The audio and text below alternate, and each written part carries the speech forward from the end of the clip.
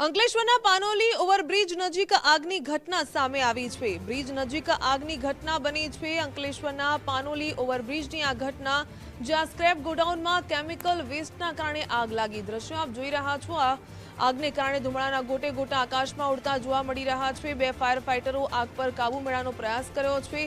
દ્રશ્યો આપ જોઈ રહ્યા છો કે સમગ્ર સામાન બળીને ખાખ થઈ ચૂક્યો છે। ઝૂંપડામાં પણ આગ લાગી હતી, જેની બદલે જે ઘરવખરી છે તે પણ બળીને ખાખ થઈ ચૂકી છે। દ્રશ્યો પાનોલી ઓવરબ્રિજ નજીકના, જ્યાં ભીષણ આગ લાગી હતી। જો કે કયા કારણોસર આગ લાગી તે સામે નથી આવ્યું, પરંતુ સ્ક્રેપ ગોડાઉન હતું, કેમિકલ વેસ્ટ રહેલો હતો, જેને પગલે આગે વિકરાળ સ્વરૂપ ધારણ કર્યું હતું। બે ફાયર ફાઇટરો દ્વારા ભારે જહેમત બાદ આગ પર કાબુ મેળવાયો। જો કે આસપાસના વિસ્તારમાં જે ઝૂંપડા આવેલા છે અને જેમાં ઝૂંપડામાં રાખેલી ઘરવખરી છે તે પણ આ બળીને ખાખ થઈ ગઈ હતી।